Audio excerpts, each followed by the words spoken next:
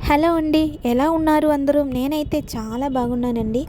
మీరందరం కూడా చాలా బాగుండాలని కోరుకుంటున్నాను. నా పేరు Deepti. Welcome to my channel Deepti world. ఈరోజు మా ఊర్లో గుడ్లన్నీ కూడా మీకు కూడా చూపిస్తానండి. ఇది మా ఊర్లో అమ్మవారి గుడి అండి. ఈ గుడిలో ప్రత్యేకత ఏంటంటే, బయట ఆడపిల్లలు పెళ్లి చేసి పంపించిన వాళ్ళు ఎవరైనా సరే వాళ్ళ పుట్టింటికి వచ్చినప్పుడు కంపల్సరీ అమ్మవారి గుడికి వచ్చి దండం పెట్టుకోవాలి. నేను కూడా ఇప్పుడు ఈ గుడికి అయితే వచ్చానండి. అమ్మవారికి దండం పెట్టుకొని వెళ్దామని చెప్పి.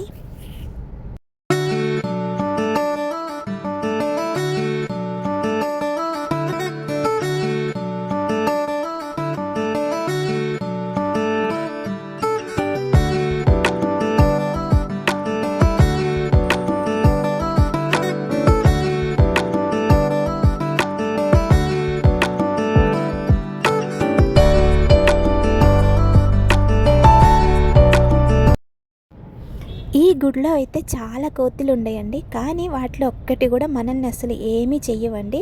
ఇక్కడైతే వీటి కోసం ఫుడ్ అయితే చాలా పెడతారు, బనానాస్ అవన్నీ కూడా. అందులో నుంచి తీసి మనం కోతులకైతే తినిపించవచ్చు.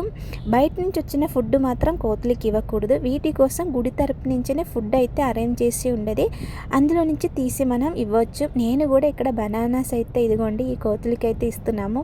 అది మాత్రం మన దగ్గర నుంచి తీసుకొని వెళ్తుంది, కానీ మనల్ని అసలు ఏమాత్రం ఏమీ చెయ్యవు. ఈ గుడిలో తిరువిర ఎప్పుడు జరుగుతుందంటే ఏప్రిల్ 14th జరిగిద్దండి. ఆ రోజైతే నాకైతే రావడం అయితే కుదరలేదు. చాలా బాగా జరిగిద్ది తిరువిర మాత్రం.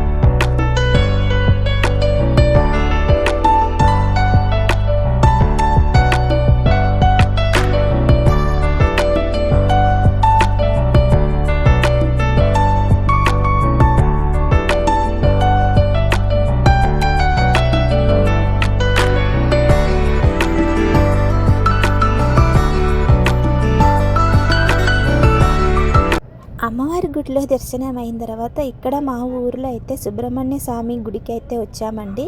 ఈ గుడి కూడా చాలా బాగుండదండి. ఇక్కడ సుబ్రహ్మణ్య స్వామి క్షేత్రం దగ్గరికి వచ్చి స్వామివారికి దర్శనం తీసుకొని ఇంకా ఒక ప్లేస్కి అయితే వెళ్ళామండి. ఇది కూడా అమ్మవారి గుడియే.